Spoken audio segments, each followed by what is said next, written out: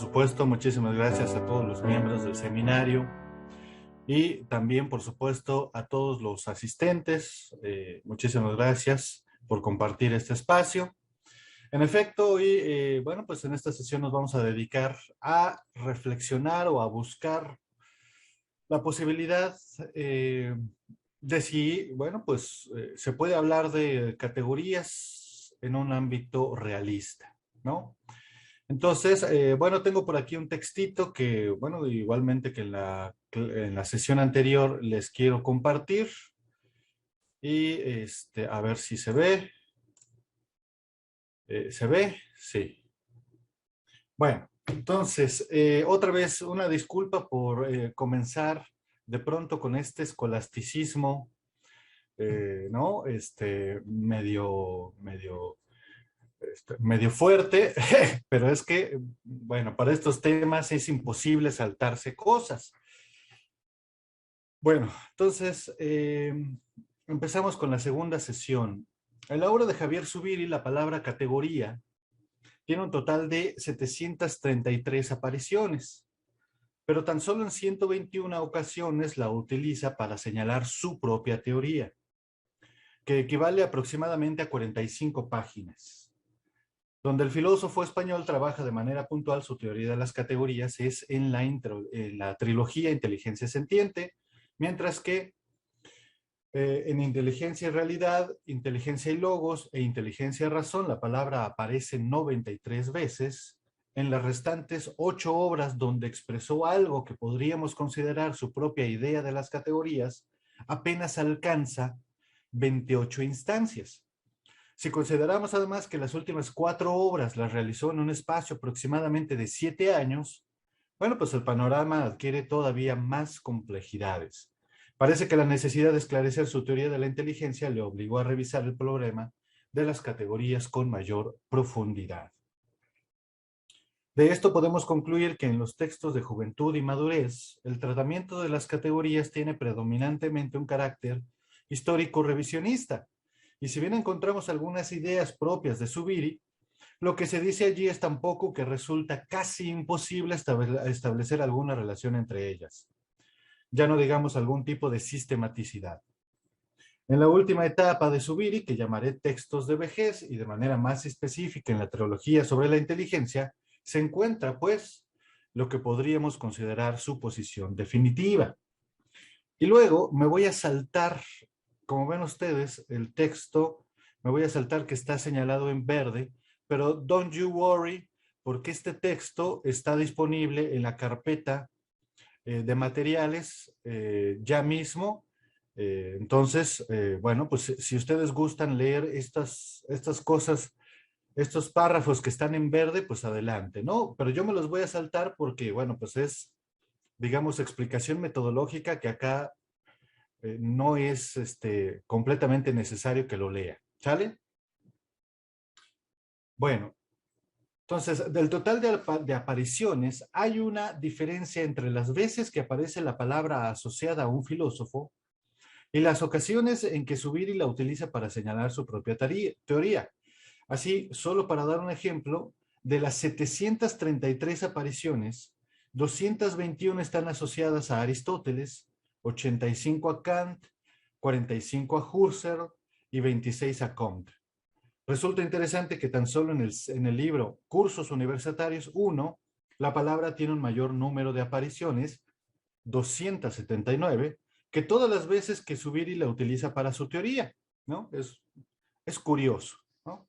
Bueno, luego también me salto todo esto, insisto, está en el documento que ustedes pueden revisar en la carpeta.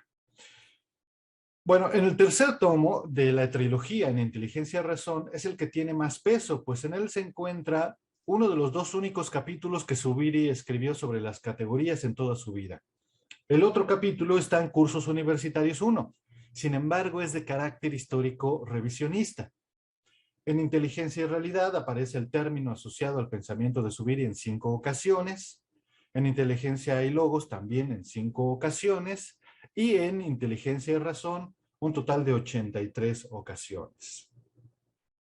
En el primer tomo se sirve del término para rescatar las categorías de situs y hábitos, pues a diferencia de Aristóteles y la filosofía medieval, le parece fundamental comprender a todo ser vivo desde el estrato habitud respecto formal. En el segundo tomo nos explica el modo de comprender los problemas de las categorías de lo real, como actualización direccional de lo real en cuanto real según diversas dimensiones. Finalmente, en el tercer tomo está propiamente su teoría de las categorías y que, por supuesto, ya hemos estado hablando de desde la sesión pasada, ¿no? Bueno, hasta aquí el apartado metodológico. Ahora mostraré que que la teoría de las categorías de Javier Zubiri se alza sobre un horizonte distinto al que ha albergado a la filosofía occidental, tanto continental como analítica, lo cual implica que si lo sobreentendido es diferente, las categorías se pueden decir de otra manera. La razón por la que no solo es conveniente interpretar la teoría de las categorías de Javier Zubiri desde la trilogía, sino necesaria y hasta exclusiva, es que no hay en la obra publicada ningún otro texto donde exprese su pensamiento sobre el tema.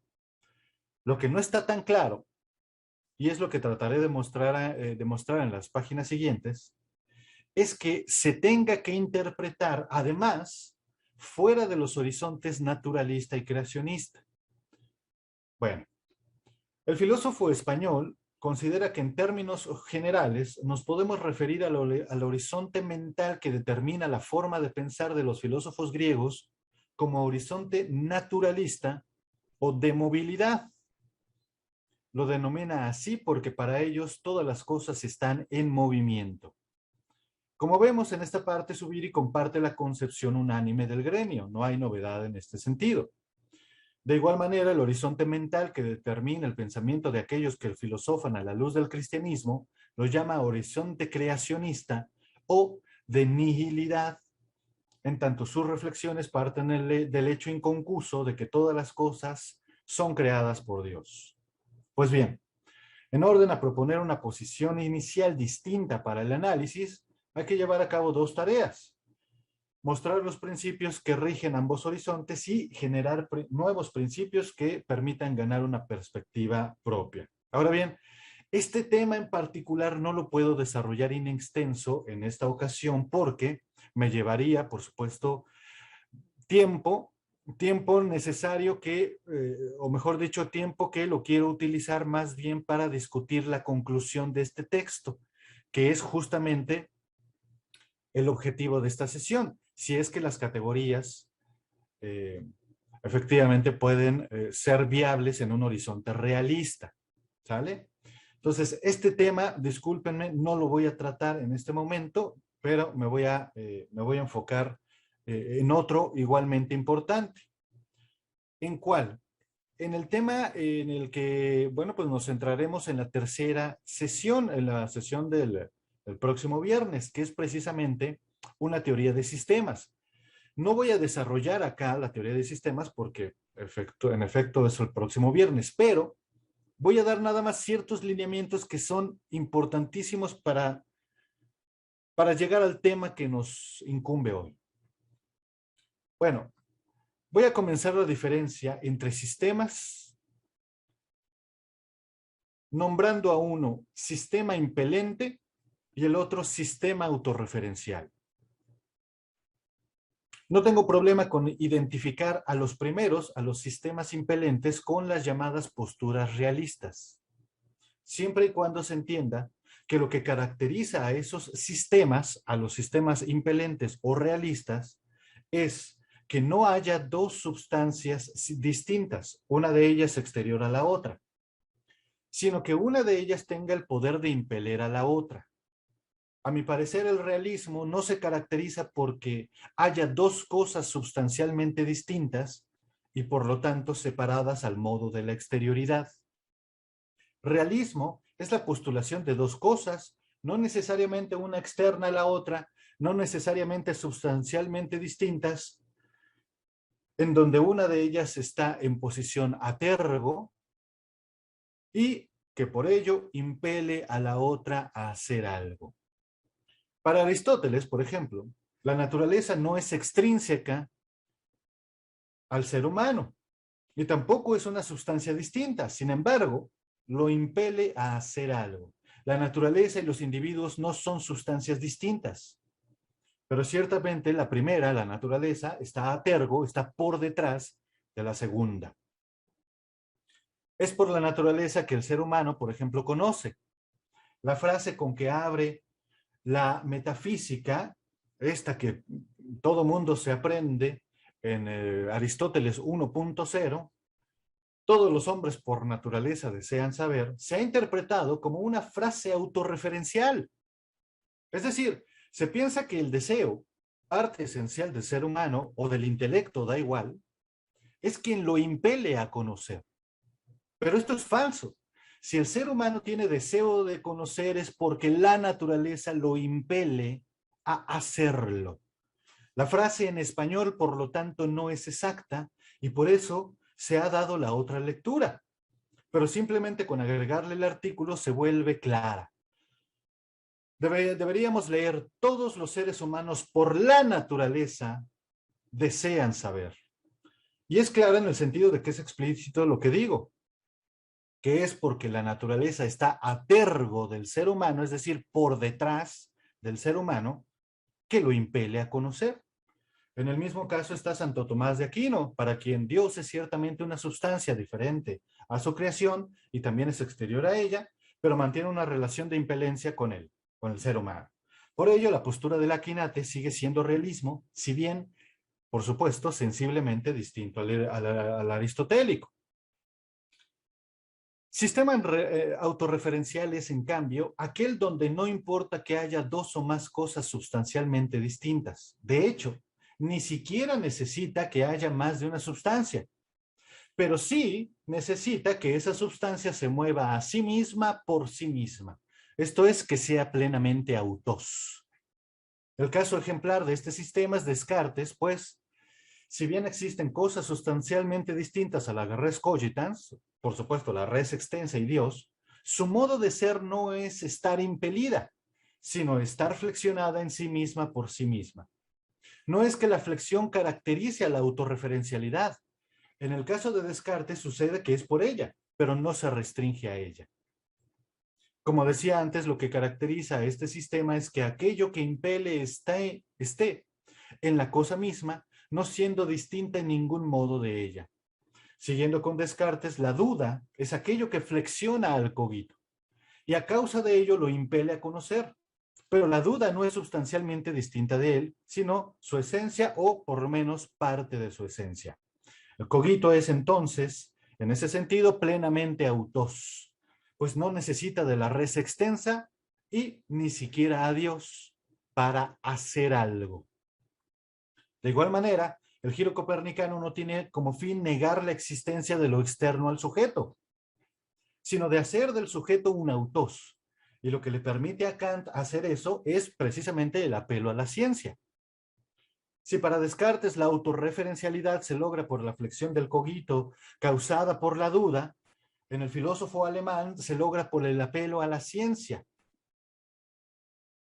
En tanto que modelo ejemplar del autos. Esto también se puede ver históricamente. No sucede que los predecesores a Kant fueran teóricos acérrimos de la exterioridad. En efecto, la filosofía medieval, o más específicamente la creacionista, acepta generalmente a Dios como exterior a la creación. Por supuesto, hay algunas claras excepciones, pero eso no parece ser mayor problema para Kant. Lo que sí le parece objeto de controversia es que los filósofos medievales, especialmente los escolásticos, interlocutores inmediatos y naturales para cualquier individuo del siglo XVIII, recurrieran a la auctoritas como vehículo para poder pensar. No es la exterioridad lo que horroriza a Kant y el proyecto ilustrado, sino tomarla a la autoritas y a Dios como la máxima, como aquello que impele a pensar. Por eso se afirma aquí que no parece haber relación directa entre la crítica a la exterioridad y el proyecto kantiano. Si tomamos, por ejemplo, la frase sapere aude, no resulta que Kant esté en contra de alguna exterioridad, sino precisamente en contra de que sea otra cosa que el individuo mismo lo que le impele a pensar, sea Dios, sea la naturaleza. En fin, Kant no rechaza todo tipo de exterioridad. El noumeno, con todo y que es incognoscible, es externo a la subjetividad, externo en el modo de la independencia. Al noumeno lo sostiene Dios, no la subjetividad. Los sistemas autorreferenciales, pues, no rechazan la idea de exterioridad y por lo tanto no se diferencian por ello de los impelentes. Lo que se quiere decir es que no todos los realismos son impelentes ni todos los idealismos autorreferenciales. Por ello, podemos deslindar esta postura que se está desarrollando de los conocidos realismos e idealismos. La fenomenología hermenéutica y la filosofía del lenguaje, y perdónenme aquí que no lo pueda explicar a fondo, pero también son sistemas autorreferenciales, pero no por ello idealistas. La analogía de Javier Zubiri, en fin, es un sistema impelente, pero no realista, o por lo menos no directamente. Y ahora paso al problema del momento de resistencia, ¿sale? El primer efecto de la impelencia es la presentidad, es decir, el ser sensible, pero no el más radical. El momento radical es el momento de resistencia de sí mismo, consolidando así su estancia, su realidad. Porque la tradición se quedó solo con el primer momento, la filosofía ha sido una reflexión sobre la presencialidad hasta llegar al momento de la autorreferencialidad. Pero si volvemos a mirar el asunto, podremos ver que el momento de presencialidad no es primario y radical, sino que está siendo reificado por el momento de resistencia. ¿A qué le llamo resistencia? Al momento de actualidad del sistema sobre sí mismo. Por supuesto, no hablo de sistema solo como individuo, sino del sistema como totalidad de lo real. En este sentido, actualidad no puede significar el instante en que una cosa se hace presente a otra, porque allí hablamos de que dos cosas acuden, bien azarosa, bien causalmente, al encuentro. No, sino de modos y formas de realidad que no cesan de reificarse. No se trata de individuos porque no es que los sistemas resistan por ser individuos, sino que gracias a que los sistemas resisten es que podemos verlos como individuos, pero de la misma manera, perdón, no es que los sistemas se reifiquen por ser individuos, sino que en todo caso los sistemas pueden reificarse por ser en el fondo modos y formas de realidad.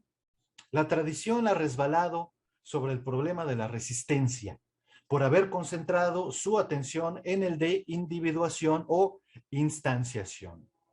Este problema, sin embargo, es derivado de aquel. El caso paradigmático es el de Aristóteles en Metafísica 4.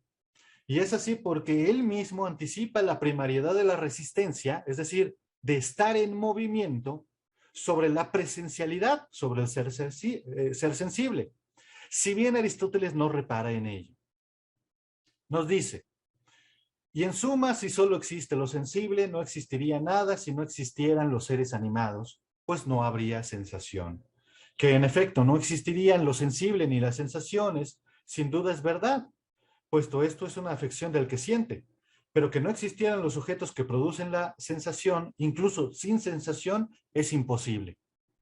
La sensación, en efecto, no es ciertamente sensación de sí misma, sino que hay también, además de la sensación, otra cosa que necesariamente es anterior a la sensación, pues lo que mueve es por naturaleza anterior a lo que es movido, y aunque estas cosas se digan correlativas, no menos. Bueno, aquí en esta cita vemos que para Aristóteles es claro que en última instancia, que aquello que en última instancia esencia a todas las sustancias sensibles es el movimiento, lo cual por supuesto implica que ser sensible no es el carácter radical de las sustancias, sino estar en movimiento. Entendió por ello que ser sensible es el carácter por el cual dos sustancias pueden relacionarse. Gracias a que las dos poseen presencialidad, relación es el momento en que una sustancia tiene presencia frente a otra. A este tipo de relación por presenteidad le llamó afección. Se ve entonces que el filósofo griego resbaló sobre el carácter de estar en movimiento, o quizá no es que le haya pasado desapercibido, sino que lo tomó precisamente como lo sobreentendido de su teoría. como el kata de su logos. Si es así, entonces ser sensible es un carácter de las sustancias kataton logon, pero no kataphysin. Y allí radica todo el problema, porque entonces las cosas no son directamente sensibles, sino que ese carácter está fundado en un primero y radical, estar en movimiento. Esta forma radical de realidad de las cosas es precisamente el momento de resistencia a que he aludido en estas páginas, y precisamente aquello que al mismo tiempo hace que haya sustancias, y en esas sustancias hace que hagan, por ejemplo, presentarse ante otras. Modos y formas de realidad, a su vez, que expresan al sistema en tanto nota en cuanto estructura. Lo diré más adelante, pero solo para que no quede oscuro, anticipo que cuando hablemos de sistemas, no hay que pensar en conjuntos de elementos cuya unidad se da por mor de un carácter común. Pues allí no solo se comete el error de pensar el conjunto como constituido por individuos, sino que además se cae en la paradoja de postular a un tercer elemento como condición de posibilidad del conjunto. Un sistema no es un conjunto, sino una función. En ese sentido, entonces, es más apropiado decir que no hay sistema, sino la función sistemática de lo que se reifica incesantemente. Por supuesto, por virtud del análisis, el quid del que se habla es en tanto nota como estructura. Estructura no en el sentido de ser fundamento, sino en el de aceptar equivalencias y no equivalencias. Así pues, cuando se habla de modos y formas de realidad, lo que se quiere decir es que se toma como posición ora una nota del sistema, ora la estructura del sistema. La actualidad después, el sistema resistiendo incesantemente. Pasamos al momento de sistematicidad y estructura. No debemos olvidar, sin embargo, que congéneres al momento de actualidad son los momentos de sistematicidad y estructura. Cada uno aporta a la totalidad de la realidad una parte de sí, pues la totalidad no es más que estos tres momentos vistos a una. Por el lado de la sistematicidad, lo que se dice es que las notas en que podemos separar analíticamente la totalidad de la realidad conservan su carácter de resistencia, y es así puesto que, como dijimos más arriba, por más que concibamos a la realidad como individuos, es imposible por mor de su índole no pertenecer a los demás. Esa imposibilidad de ser individuo como algo cortado de la raíz lo expresamos positivamente con el término consistir. Como quiera que nombremos a las notas en que se expresa el sistema de lo real, serían siempre notas que permanecen en su raíz junto con las demás.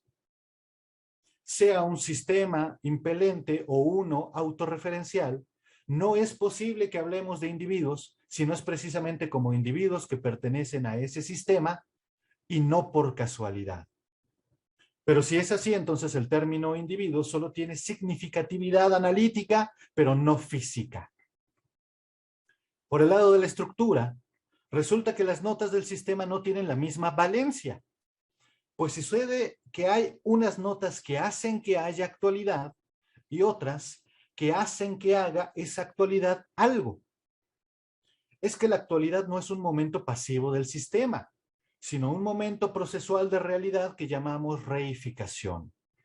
A diferencia del tratamiento clásico, donde se suelen jerarquizar cosas por su función estructural, lo que termina siempre en la proposición de un núcleo, de lo que se trata es de dar cuenta de la función de las notas en tanto poder. Porque no es que no es que una nota tenga mayor valencia por ser más profunda, por decirlo así, sino que la valencia de su función le viene de su poder. Unas notas pueden estar, otras pueden hacer. Allí está toda la diferencia de su valencia. Nótese que no utilizo la palabra ser, y es por un motivo que explicaré más adelante, pero que bien puede ser resumido como que el término ser no tiene la valencia suficiente para expresar ese momento del sistema que estamos describiendo. Así pues, unas notas tienen la función de estar, otras de hacer. Pero esa diferencia no implica profundidad ni jerarquía, pues si volvemos a la noción de sistematicidad, hay una interdependencia de las notas. No hay notas que puedan estar sin notas que puedan hacer y viceversa. Cuando hablamos de estructura, entonces, se parte de la noción de que todas las notas que constituyen al sistema de lo real no son iguales, no son equivalentes. Ya se ha dicho las razones, pero en orden a clarificar lo que se describe, acudamos al ejemplo. Tómese el alma, y dentro del alma las potencias que la constituyen. Clásicamente se dice que las potencias constitutivas del alma son, empezando de menor a mayor valencia, sensibilidad, voluntad, memoria, imaginación, logos, intelecto. Luego, acorde a esa jerarquía, se ordenan los actos: sentir, querer, recordar, componer, reunir o discernir, inteligir y pensar. Por supuesto, la lista no está completa, ni tampoco la encontraremos así en todos los filósofos, pero bien se puede tomar como la media. A partir de estas dos clasificaciones, ya que tanto la clasificación de los actos fuerza a decir que las operaciones que lleva a cabo el intelecto son de orden superior y las de la sensibilidad primitivas o básicas, la nomenclatura lleva indefectiblemente a la postulación del intelecto como superior a todo lo anterior. Es cierto que, como dice Aristóteles, los objetos nos descubren las ciencias, pero también es cierto que los actos han instaurado un ón entre las potencias que quizá no es catafísin, sino otra vez catalogon, perdón, catatón logon. Y es que, ¿por qué razón se dice que el acto del intelecto es superior al resto de las potencias? Porque su objeto es inteligible y del resto de las potencias es sensible o guarda todavía algún elemento sensible. ¿Acaso no es eso completamente arbitrario? Y todavía más grave, ¿está premeditadamente privilegiando a un objeto antes siquiera de investigarlo? Que el objeto del intelecto, lo inteligible, sea preferente y superior por no estar pegado a las cosas, es el prejuicio más grande de la filosofía. Si el orden de los actos funda el orden de las potencias, entonces hay que decir que la filosofía ha tropezado una y otra vez con la misma piedra. Y es que se establece una jerarquización de los actos y sus potencias como si el proceso de conocimiento fuera lineal y todavía peor, ascendente. Si seguimos ese parámetro, irremediablemente tendremos una teoría del conocimiento autorreferencial. De lo que se trata entonces es volver a mirar la teoría de los actos y las potencias sin establecer una jerarquía por el carácter de sus objetos y hacerlo entonces por su poder. Unas potencias tienen el poder de estar y otras el poder hacer. En el orden de los actos, unos actos tienen el poder de estar, otros el poder hacer. Si es correcto este planteamiento, el segundo paso es establecer el contenido de esos actos. ¿Qué es sentir? ¿Qué es inteligir? ¿Qué es querer? Etcétera.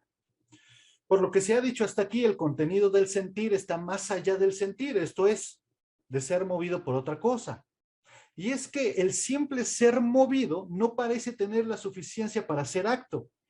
Y no es así porque le falta el carácter agente. Se ha dicho que el sentir es un acto pasivo, pero quizá no sea del todo cierto, o por lo menos incompleto. Porque para poder ser movido, necesita el sentir estar en el mismo dominio de aquello que mueve. Y eso es lo que nunca ha quedado resuelto bajo la visión tradicional. Más allá del punto de vista canónico, se puede comprender que el sentir necesita estar en el mismo dominio que aquello que lo afecta. Y eso, o bien se le imputa al sentir mismo, o se le añade como carácter ad extra. Pero si es la segunda opción, es claro que el sentido no tiene la capacidad en sí mismo, sino que en todo caso es un momento segundo del que se le hace cargo sin haberle dado potestad sobre él. Por consiguiente, es más plausible que el sentido mismo genere su dominio al mismo tiempo que ejecute su acto. De ser así, sentir no es un acto pasivo, sino activo. Y el sentido no es paciente, sino agente. En consecuencia, la definición formal no es ser movido o tener la capacidad de ser afectado, sino poder ser movido porque ha establecido el dominio en el cual algo, otro, ejercerá una acción, la de moverlo. Pero si es así, entonces, otra vez estamos cayendo en el dualismo entre los actos y los objetos que se quiere evitar. No. Visto de manera sistémica, el sentir es propiamente poder estar en el dominio que llamamos movimiento. Luego, por ese poder estar es que puede hacer, es decir, puede hacer eso que llamamos sentir. De esa manera, sentir no es un momento pasivo de la sensibilidad, sino uno activo que comienza con el poder estar y termina con el poder hacer. De esa manera se puede decir que el sentido tiene primariamente el poder de ponerse en su dominio propio por el simple hecho de ejecutar su acto. Cuando lo hace, esa potencia tiene pleno derecho sobre su acto y su objeto. Y en ese sentido se eleva a la índole de facultad. Poder ponerse es entonces la definición formal de facultad. Claro está que solo las potencias pueden ser facultades, no los actos. Y esto no lo digo aquí en el texto, pero esta es una crítica directa a la fenomenología que piensa que la conciencia es una facultad. No lo es. Y Humberto inmediatamente se emocionó. Bien, Humberto. Volvamos al caso del alma humana, que contiene varias potencias y no solo una. En su caso hay que decir que las potencias son sistema y estructura, por supuesto. Pero más allá de eso, lo importante es que en tanto sistema en cuanto estructura son facultad. Así, no hay sino una sola y la misma facultad en el alma humana. Pero no porque el conjunto de potencias forme una facultad, sino porque el sistema de potencias tiene facultad.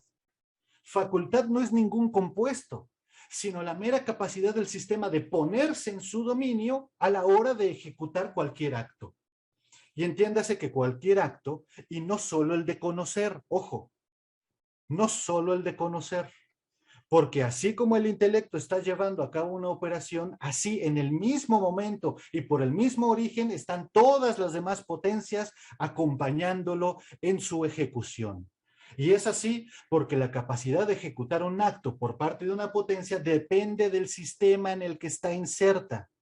Por supuesto, de acuerdo con la complejidad del sistema, será el número de notas. En el caso del sistema de potencias que llamamos alma, el número no es unánime y nunca lo será porque, para bien o para mal, la historia de la filosofía ha puesto y quitado potencias a mansalva. Como quiera que sea, porque estamos hablando de sistema, los actos no pueden ser autorreferenciales. Pero además hay que añadir una última cosa. Y es que tradicionalmente se considera que en el sistema de potencias que llamamos alma, no se incluyen a los objetos. Debemos preguntar por qué razón. La primera respuesta será que los objetos no son parte del alma, y entonces habría que responder, ¿y por qué no? Se diría que porque los objetos son externos al alma, a lo cual hay que responder, ¿cómo es posible que las cosas sean externas al alma si, como hemos insistido, partimos de considerar a la totalidad de lo real sistemática y estructuralmente? Si seguimos en la misma línea, se tiene que admitir que las cosas no son externas al alma porque, de hecho, no hay exterioridad. Las cosas, en ese sentido, son una nota más del alma, si bien no con la misma valencia que las potencias. Pues bien, aun cuando no sean equivalentes, indefectiblemente las cosas son parte del sistema y no lo son solo como adendum, sino como una nota más, y esto quiere decir con la misma legalidad que las potencias. Ya casi termino, ya casi termino. Deme nada más unos momentitos más. Con esta afirmación parece que andamos por el camino del monismo, pero no es así. Y no lo es porque, como se ha establecido desde un principio, los sistemas se dividen por su carácter autorreferencial o impelente y no por su capacidad de admitir exterioridad. Este segundo punto de vista es el que ha dominado a la filosofía prácticamente desde su origen, pero quizá no con justicia. No se quiere decir con esto que el problema de la exterioridad sea un pseudo problema, sino únicamente que se alza sobre el supuesto de considerar a la totalidad de la real como compuesta por dos cosas, una externa a la otra. Pero ¿dónde está la evidencia irrebatible para afirmar tal cosa? Bueno, me voy a saltar un poquito para entonces ya terminar, bueno, decir la conclusión.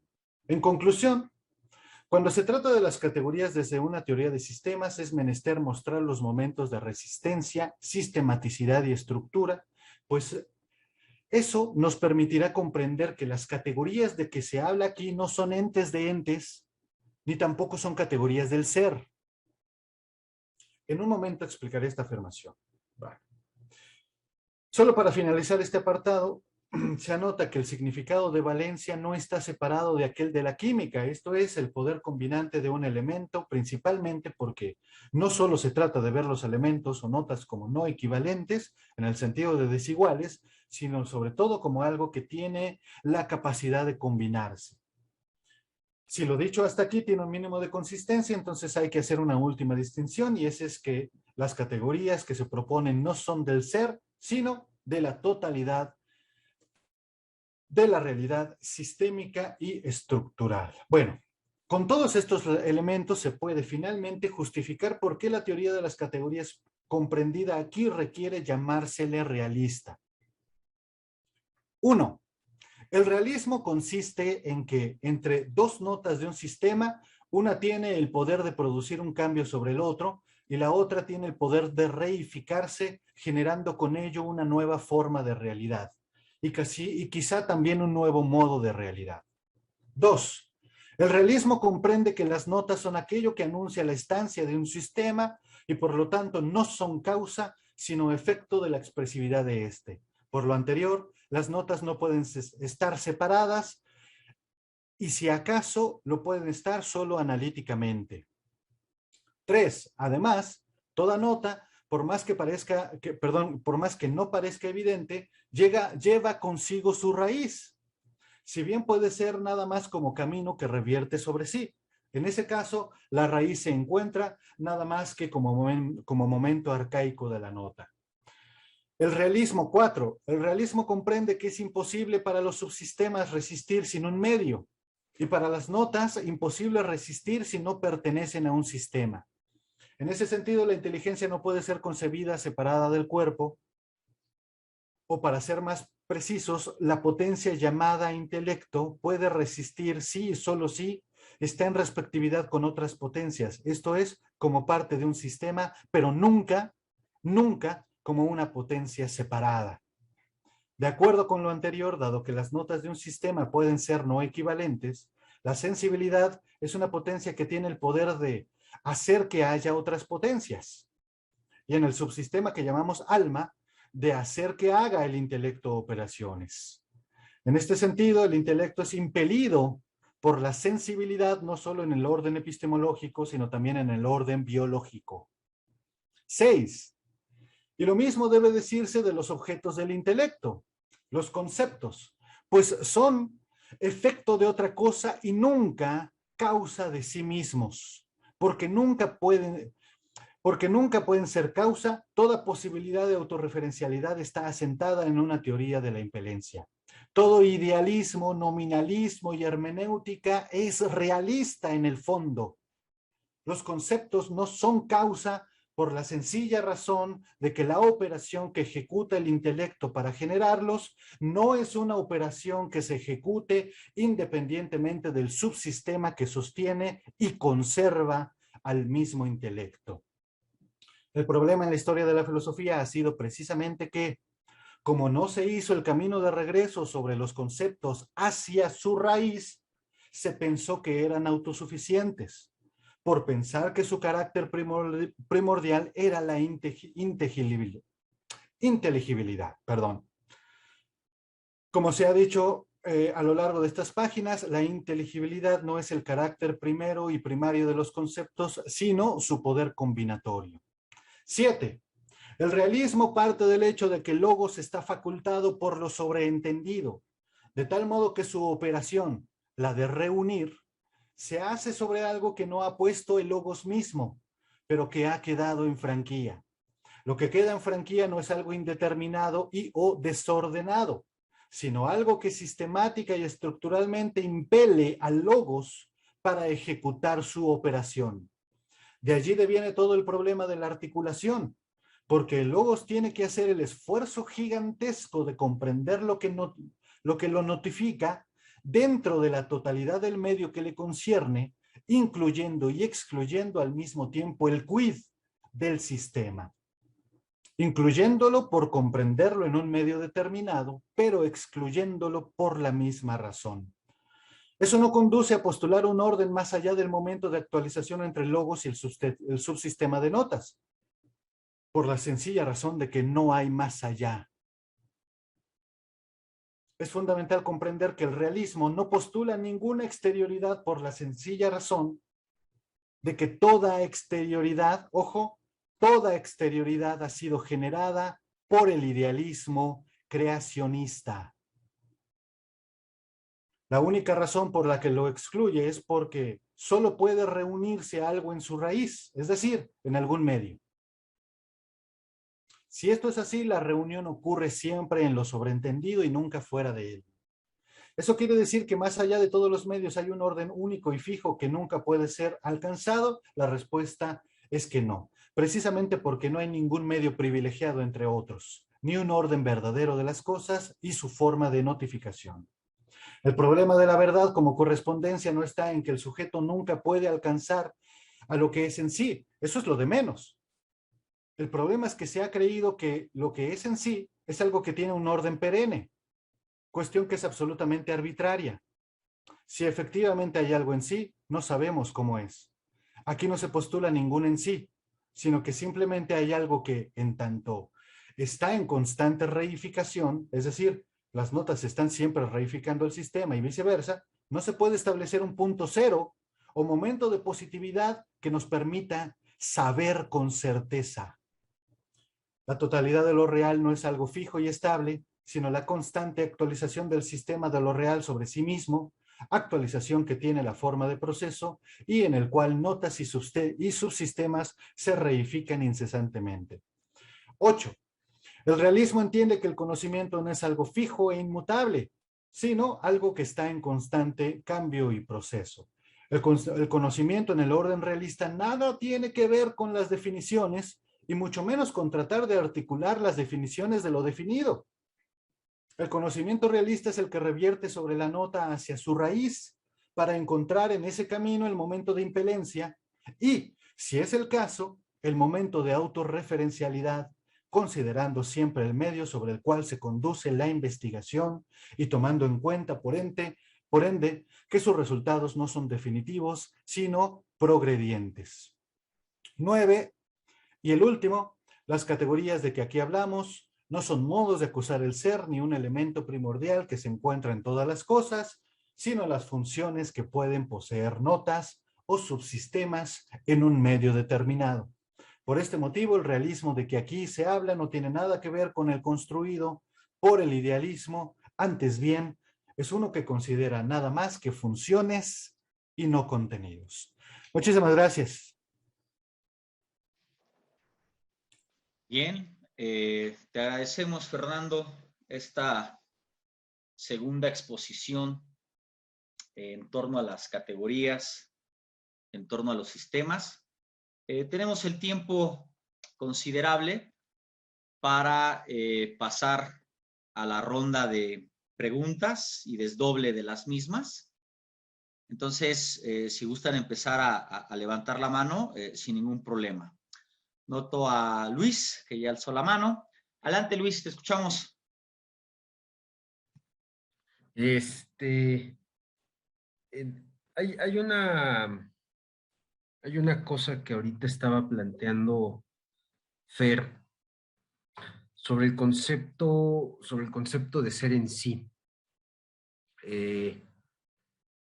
Yo estaría de acuerdo, pues, es decir, la noción del en sí parece ser que habla justamente de este corte y desde el en sí, digamos, que es la visión realista del mundo exterior y el mundo interior, pues se crea esta distinción, ¿no?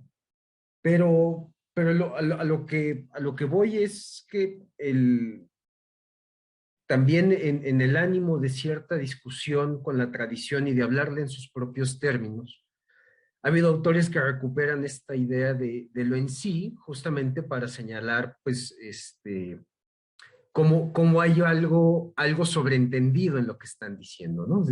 Precisamente en dirección a las posturas idealistas, que podemos decir que se remontan más que señaladamente con Descartes, con Kant, ¿no? Sería como el momento histórico decisivo. De manera señalada estoy pensando en el caso de Nikolai Hartmann, ¿no? Porque Hartmann un poco en lo que insiste, ¿no? En su proyecto es en este volver al ser en sí. Y además dice que esta vuelta al ser en sí no puede ser únicamente por la vía realista, ¿no? Y es interesante que lo plantea así porque dice, bueno, en el fondo cuando hablamos del concepto de ser en sí, hay que entenderlo en su origen nociológico, no ontológico. Ontológicamente no hay en sí.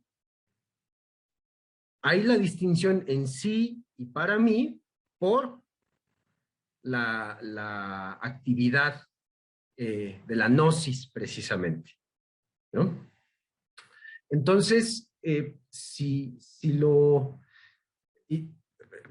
digo porque en la última parte en la que estás hablando de la actualización, de la verdad como constante actualización, como constante proceso, me gustaría volver a algo de nuestro querido Aristóteles. En el libro tercero del De Anima, ¿no? Dice Aristóteles, tradicionalmente se ha pensado que sentir y pensar son las facultades propias del alma. No solamente esto, sino que son lo mismo. Pues así como era su percepción, era su pensamiento, y no recuerdo a qué poetas clásicos cita el bueno de Aristóteles. Ya ves que tiene momentos poéticos citando. Dice, pero hay una parte increíble, o sea, frente a ello, que dice, bueno, pero quizás de lo que nos tendrían que haber dado cuenta es del fenómeno del error, puesto que el alma pasa más tiempo en ella que en la verdad. Y creo que ahí esa concepción de alma, ¿no? De estar en la verdad o estar en el error, no es catálogo, sino catafísico. ¿Sí? Entonces, no sé si pudieras explicar un poco más a detalle esto, ¿no? Esta cuestión, porque sobre todo a la luz de esto último, ¿no? O sea, si la verdad no es otra cosa más que el constante proceso de actualización del inteligir sentiente, para decirlo rápidamente, ¿sí? ¿Dónde queda el espacio para el error? ¿Cómo señalamos a ese fenómeno? ¿Sí? Que me suena muy interesante porque siempre hay verdad en los sistemas autorreferenciales, ¿no? Y tú llegas a la misma conclusión, pero en un sistema impelente. Quisiera que aclararas un poco eso, ¿no? Gracias, Luis. Sí, muy bien. No, pues a ti, Luis.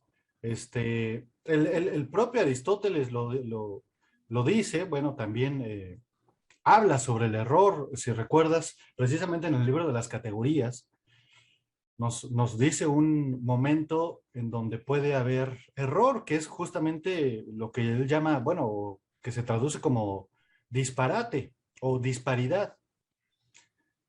Que el ejemplo es muy fácil. Si yo te pregunto, ¿de qué color es el carro? Y tú me dices, pesa 100 kilos, pues hay disparidad entre lo que se pregunta y lo que se responde, ¿no? Zubiri dice exactamente lo mismo. a ver, no hay una sola forma del error, hay varias formas en que se puede errar. Una es, por supuesto, en que no coincida lo preguntado con lo respondido, la disparidad, ¿no? O el disparate. Pero también puede haber otra, por ejemplo, en que no, ni siquiera aparezca el objeto mismo que se busca La y se ilusión. le tome, perdón, La ilusión. la ilusión y se le toma como un mero parecer ser, ¿no? Como, como una irrealidad, dice Zubiri en un librito que se llama El hombre, lo real y lo irreal, ¿no? Y como irrealidad nombra el espectro, ¿no? La ilusión, la figuración, etcétera. Pero sobre todo en inteligencia y logos, hay una parte en donde nos habla de algo bien interesante que es el esbozo. Y dice Zubiri, el logos, la función del logos es esbozar. Hacemos un esbozo y lo proyectamos hacia lo real. Pero efectivamente puede ser que este esbozo no cumpla, no se cumpla lo esbozado en lo real. Y entonces lo que es menester es precisamente volver al esbozo y entonces reconfigurarlo, que es como trabaja la ciencia, básicamente. La figura de la hipótesis. Exactamente, exactamente. Y entonces es un ir y venir, es un ir y venir para ir encontrando cumplimientos. Pero esto, bueno, a diferencia del positivismo, nunca terminará. Nunca se encontrará un momento total. Y entonces lo único que quiere decir esto es que es parte del proceso mismo de búsqueda, pues justamente encontrarse con el error, o mejor dicho, con el no cumplimiento, ¿no? Entonces, en este sentido, hay que entender el error como algo efectivamente congénero o con natural con la inteligencia sentiente. En este sentido, no habría diferencia entre Aristóteles y el mismo Zubiri. Lo único que haría Zubiri o que propondría más allá de Aristóteles es justo los modos en que se puede dar este error. Como dijimos hace rato, puede ser espectro, puede ser ilusión, puede ser parecer ser, en fin, ¿no? Y hay seguramente disparidad, etcétera, ¿no? Ahora, esto, por supuesto, en modo alguno debe desalentarnos, todo lo contrario. La ciencia, ¿no? La ciencia, la no positivista, opera de una forma progrediente, en el sentido que se va actualizando toda vez que confronta el esbozo con lo buscado, ¿no? La filosofía en este sentido también ha propuesto esto, ¿no? La hermenéutica, por ejemplo, pues precisamente ese es su modo de operación, ¿no? Bueno, dicho en términos muy generales, ¿no? Muchas gracias, Fernando, por tu comentario a la pregunta de Luis. Si alguien más quiere preguntar, tiene algo para que sea desglosado aquí, adelante. Empiezo a observar si hay manos levantadas. A ver, nada más, creo que acá Julián preguntaba algo de... Los textos están en la carpeta, Julián. Y Rodrigo tiene una pregunta. Ok, entonces, adelante, Rodrigo, te escuchamos. ¿Qué hay, Fer? ¿Cómo estás? Oye, ya no me pude despedir de ti la semana pasada, estabas ahí No te dando preocupes. autógrafos y ya no quise hacer bola. Un gusto Saludos. escucharte, un gusto escucharte siempre. Yo me sonó mucho una expresión que tuviste, me parece que ya en las conclusiones, cuando dices, no se puede conocer con certeza, ¿no? Y esto de alguna manera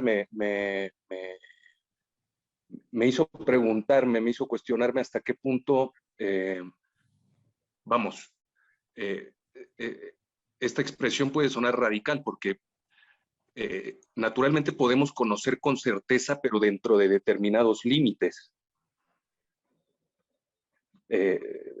Vamos, el 2 más 2 es igual a 4, es un conocimiento, es un saber, es un contenido que podemos saber con certeza. Pero ¿hasta qué punto esta, digamos, esta categorización que se propone o este sistema de categorías que propone Zubiri es un ir más allá de la certeza? Es un conocimiento que va más allá de la certeza y me resuena mucho la expresión de Kant. Ir más allá de la certeza como un dar espacio para la fe, dar un sitio para la fe. Entonces, no sé si pudieras, digo, tengo varias, pero me gustaría que me contestaras esto en particular. Claro, claro, sí. Igual un gustazo, Rodrigo, de siempre dialogar, ¿no? Bueno, a ver, más allá depende de cómo lo entendamos, ¿no? Todo el realismo que propone Zubiri es un realismo, o bueno, la propuesta realista de Zubiri es una que insiste en que no hay exterioridad y por lo tanto no hay más allá.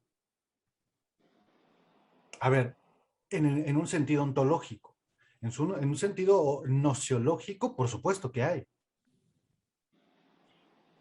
Pero tenemos dos dificultades. La primera es que, al contrario de lo que propondría la filosofía moderna, positivista y en específico Hegel, de que todo lo real se puede conocer, en Inteligencia y Logos dice Zubiri, a ver, pues probablemente haya cosas en lo real que nunca se muestren, que nunca, para decirlo con la fenomenología, que nunca tengan un momento fenoménico. ¿Sabes? O sea, y esto obviamente es un problema nociológico. El pensar que hay algo en lo real que no se muestra.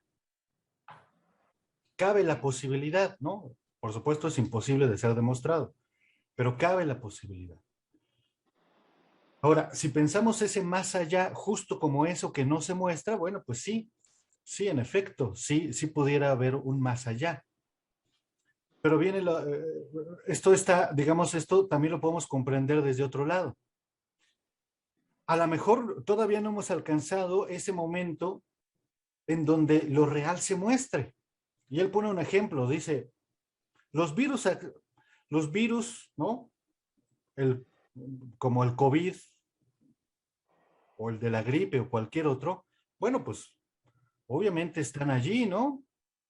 Pero muchos de ellos no habían alcanzado este momento de actualización en nuestro sistema nociológico ni tampoco físico. Es decir, no sabíamos que existían y de pronto, ¡pum!, aparecen. Y esto quiere decir, lo único que quiere decir es que también, si lo observamos hacia adelante, a lo mejor hay cosas que todavía no aparecen. Entonces, ¿se puede pensar eso como que todavía no aparece como un más allá? Sí, sí, sí, sí, sí, sí, sin duda. Pero eso no quiere decir que entonces tengamos que separar a la realidad en dos ámbitos, porque en todo caso, aquello que nunca aparecerá o que todavía no aparece forman parte de este sistema. Y tanto forman parte de este sistema, y a lo mejor hasta hacen que haya este sistema, justamente porque entonces tendrán la capacidad o de impeler o de hacerse actuales. No resulta, o sea, lo que quiero expresar es que no puede ser que nosotros propongamos un ámbito de lo real y que después más allá de manera externa, propongamos otro ámbito que no toca este. Porque eso, bueno, pues justamente es el problema de la comunicación de sustancias, ya 1000 veces conocido. No, eso no. No, no, no. Ese problema es imposible de ser resuelto. No. O lo que no aparecerá, o lo que todavía no aparece, forma parte de este sistema. Y forma parte así. Y entonces son dos tipos de meta, ¿no? De más allá, que obviamente requieren de distintos tratamientos nociológicos, ¿no? Ahora, esto nos podría entonces abrir el camino de la fe. Híjole, ahí sí. Y mira que Zubiri comenzó siendo sacerdote. ¿Sabes a qué me refiero, Fer, en cuanto a lo que a lo que planteaste inicialmente? Ajá.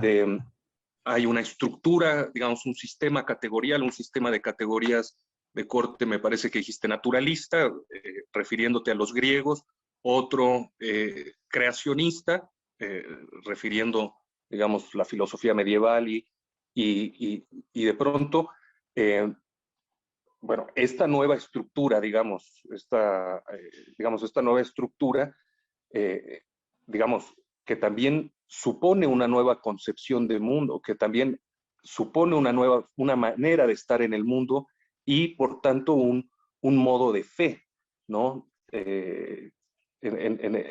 Vamos, en la acepción más rústica que te puedas imaginar, que te lo estoy diciendo, ¿no? De la fe como confianza, ¿no? Sí, sin duda, sin duda. Ahí estoy de acuerdo contigo, ¿no? Es posible albergar fe o confianza en que en algún momento la filosofía pase de horizonte al siguiente, ¿no? Horizonte naturalista, horizonte creacionista, y que por fin podamos pasar al siguiente horizonte para la filosofía bueno, no sé si para el mundo, pero por lo menos para la filosofía. Sí, la respuesta es sí. Sí, sí, sí. Yo le llamo, a ver, aquí hay, Zubiri no da un término, no propone un término. Sí plantea la posibilidad, pero no le da nombre. Yo sí le doy nombre. Y de hecho, tengo un artículo publicado sobre esto. Yo le llamo horizonte postcreacionista, que es precisamente un horizonte donde vuelve el realismo, pero ya sin las trabas, ya sin los prejuicios que se han desarrollado a partir de la instauración del creacionismo en la filosofía y se han mantenido hasta el siglo XXI. Porque aún hoy, en el siglo XXI, seguimos viviendo de todo ese aparato teórico que desarrollaron los medievales. Perdón, pero yo lo veo así. Seguimos viviendo de los medievales. Sí, sí, sí, totalmente. Y entonces, yo lo que planteo en ese artículo es la filosofía tiene que pasar al siguiente horizonte, que es postcreacionista, donde esa posibilidad la puede dar el realismo. Entonces, sí tengo fe en ese sentido. ¿No? Sí tengo confianza, Rodrigo. Muy bien. ¿Alguien más que tenga una pregunta? En lo que voy viendo, si alguien tiene y se van animando. Adelante, Humberto. Te escuchamos. Hola, saludos. Bueno, pues de una vez, pues felicitarle nuevamente por la claridad y la precisión. ¿Y por qué me emocioné? Esta semana tuve la oportunidad de entrevistar al doctor Savignano, que fue alumno de Zubiri, y me hizo clic lo que me dijiste, porque en esa pequeña entrevista que le realicé, le dije lo siguiente: Zubiri entendía la fenomenología, al igual que Husserl, y me dice, no, me dice, la fenomenología que pretende hacer Zubiri es una fenomenología netamente de la vida, pero no al Lebenswelt que entendía Husserl, o sea, no era con categorías husserlianas. Y digo, entonces, ¿con qué categoría? Me decía, la categoría que más usaba Zubiri y la que me enseñó, o sea, era la de la vida. Entonces, es desde la realidad. Entonces, mi pregunta será nada más, desde este punto de vista, podemos entender las categorías netamente con la fenomenología subiriana, o sería lo más idóneo. Bueno, el sistema de Zubiri es un sistema, como dijimos en la clase, bueno, en la sesión anterior, es un sistema que intenta posarse en otro lugar, ¿no? Acá lo dije de pasada, ¿no? Las categorías de Zubiri son categorías estructurales de la realidad. Pero si recordamos lo que dijimos en la primera sesión, también él mismo propone en inteligencia razón categorías del entendimiento y también categorías de la historia y de lo biológico. Ahora, ahí hay una posibilidad, por supuesto. No quiero decir que sea la única porque también hay esfuerzos desde otros horizontes, desde otros lugares, ¿no? En la filosofía analítica y también en el llamado nuevo realismo, donde se está intentando esto. Pero sí, sí hay una posibilidad porque la posibilidad está inserta o está dada en el planteamiento mismo de la realidad como estructural y sistemática, que es algo que ni la filosofía analítica y que todavía el nuevo realismo alcanzan a postular de manera precisa, ¿no? O aguda, no sé cómo decirlo, ¿no? Porque, por ejemplo, Ferraris tiene por allí, bueno, pues su manifiesto del nuevo realismo, que termina siendo, él mismo lo dice, ¿no? Un tratado de paz. Y tú dices, bueno, pues órale, pero pues no me alcanza, ¿no? Y está Graham Harman y, en fin, ¿no? En fin. Existe la posibilidad porque al mismo tiempo que se posa sobre una estructura y un sistema diferente, también aspira a algo distinto. Aspira a algo distinto. Y una de sus primeras aspiraciones es precisamente poder avanzar, y sé que por esto me van a quemar, pero es avanzar de horizonte, caray, avanzar de horizonte. Dejemos ya de pensar con los medievales, porque insisto, aún en el siglo XXI, fenomenología y nominalismo y hasta analíticos siguen pensando de los medievales.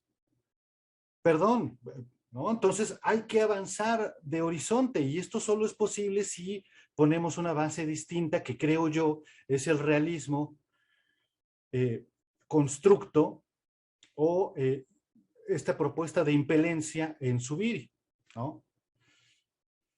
¿Esto qué tiene que ver con la vida? Pues tiene que ver todo, porque el mismo Zubiri en uno de sus últimos textos sobre la génesis humana, que está en Sobre el Hombre, allí precisamente, que es un texto que escribe ya casi a punto de fallecer, ¿no? Pero que todavía está pensando y que vuelve a preguntarse cuáles son los beneficios que tiene la filosofía de seguir manejando un concepto como alma. Y entonces dice Zubiri, me parece que ya debemos dejar de hablar de eso. ya no, ya no hay algo como tal.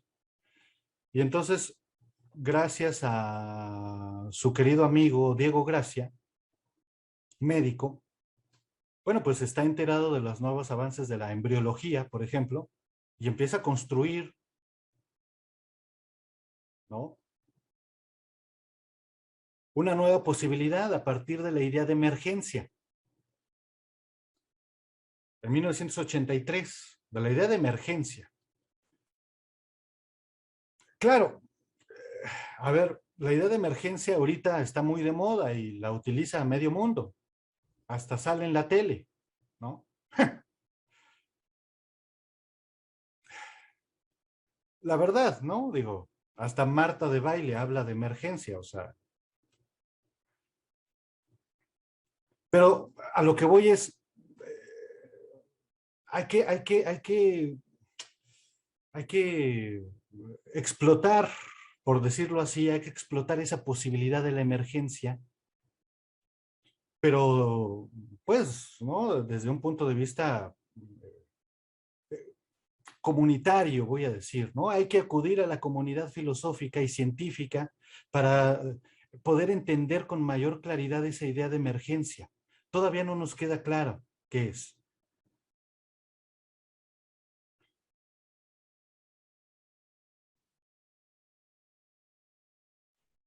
¿No, Humberto? Bueno. No, Bien. pues sí. Mientras no salga un rusarín. ¿Perdón? Mientras no salga un rusarín.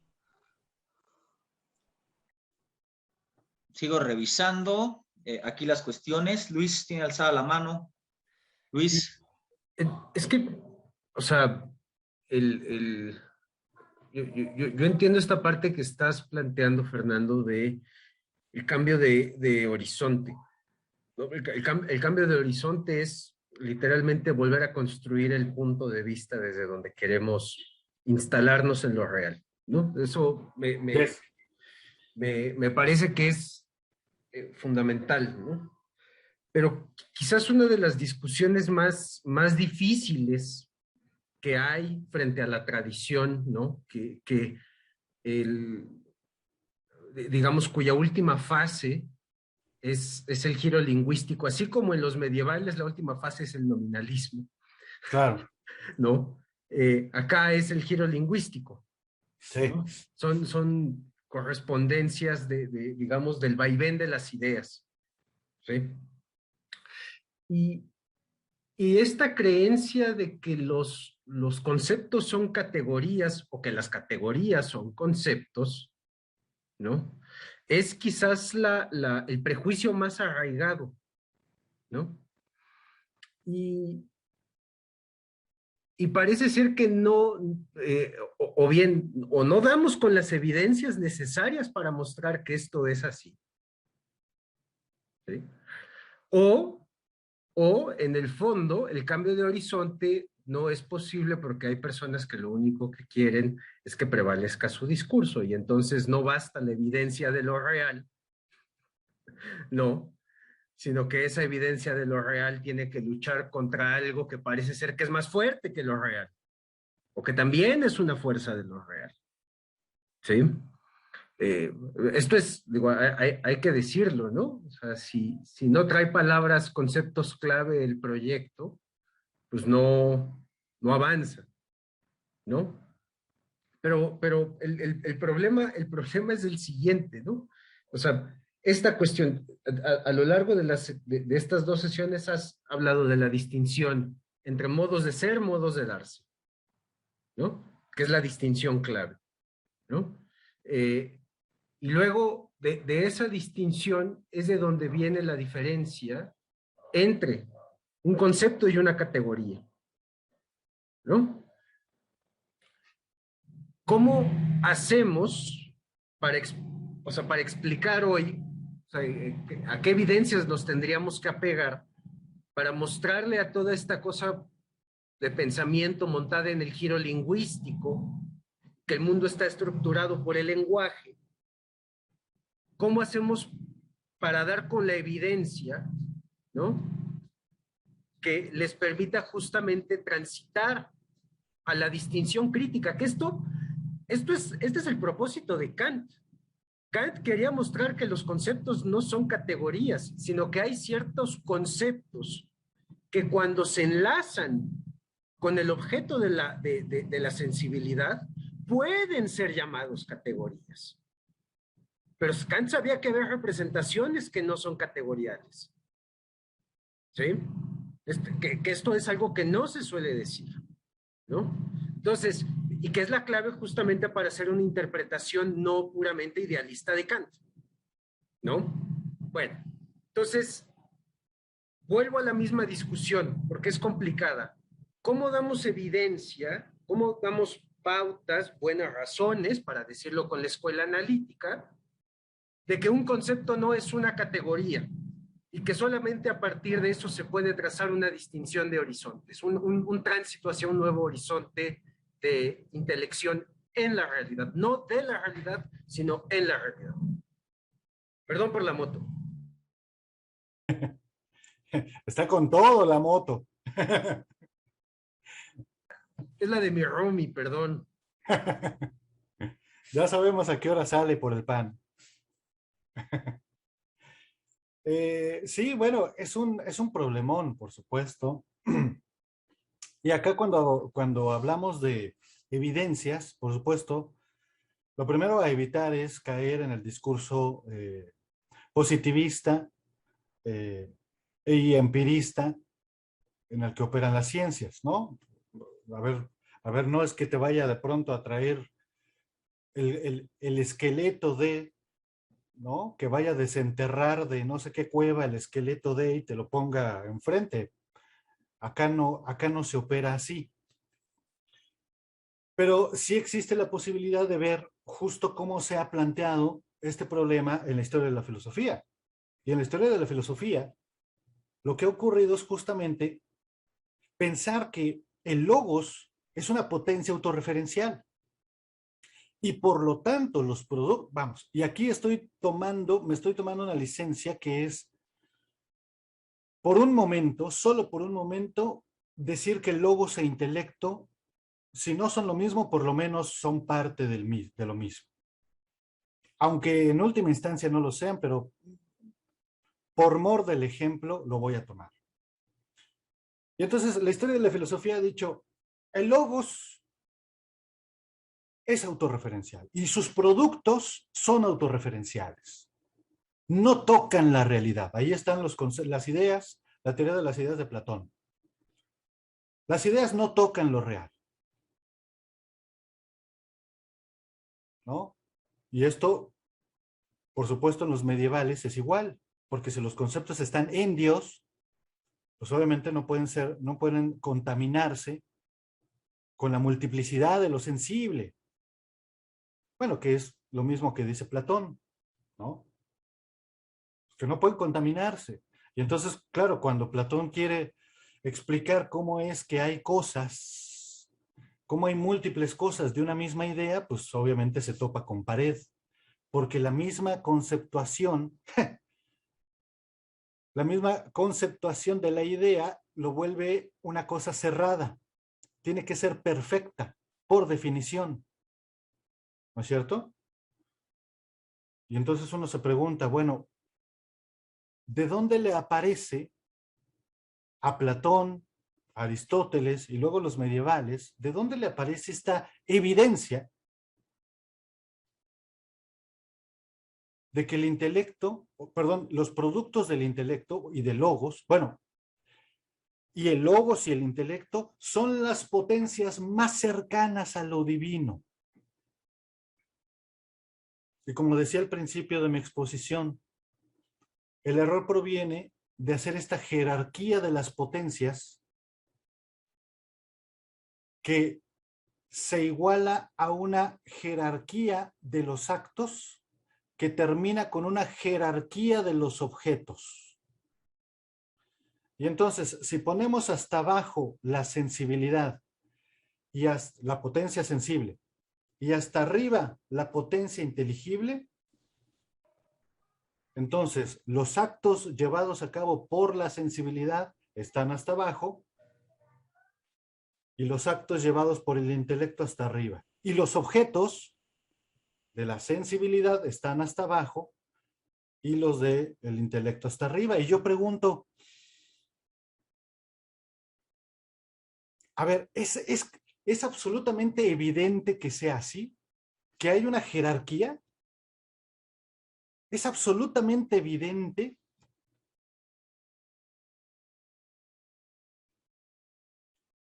Más allá de que así lo traten los filósofos. Y a mí me parece que no. Porque luego esto de que, bueno, pues es que los objetos de lo inteligible, como están más separados, pues precisamente de la sensibilidad, de lo corrupto, de los accidentes, bla, bla, bla, por eso ocupan jerárquicamente el lugar más alto, pues no me parece evidencia de nada, no me parece prueba de nada. No, y además una cosa, Fer, que ahí hay que agregar para traer a colación la maravillosa crítica a la concepción del mundo griega que hace Hannah Arendt, es que esa jerarquía se hace en función de cómo se concibe a un ciudadano político. El que está Claro, más apegado a lo sensible es más esclavo, ¿no? claro, claro. Entonces, ojo, también habría que rastrear en esa jerarquización de ser, la jerarquización del estatuto político de los individuos en la concepción del mundo griega, ¿no? Que creo que Claro. eso es algo muy importante de lo que señala Hannah Arendt en la condición humana.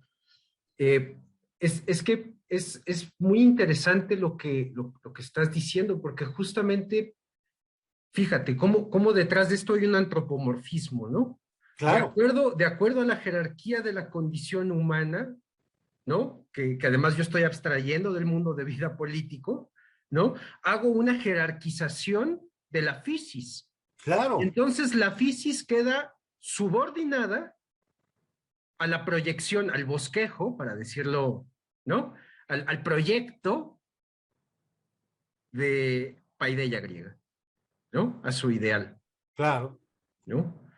Y, completamente. y esa jerarquía pasa incuestionada a lo largo de la historia, Sí, exactamente. ¿no? Y de nada sirve en realidad poner a la disposición afectiva o al encontrarse ahora como modo de apertura porque en el fondo se sigue pensando en el mismo esquema, ¿no? Claro, Sigue habiendo esta, aunque se hable de unidad estructural, pues en el fondo sigue habiendo una suerte de decir lo que propiamente es lo que configura sentido, o ser es sentido, ¿no? Y ahí está la forma fenomenológica, hermenéutica de antropologizar el ordo en el que se incardina la comprensión, ¿no? exactamente, exactamente. Bueno, no sé si alguien más quiera aportar algo, perdón.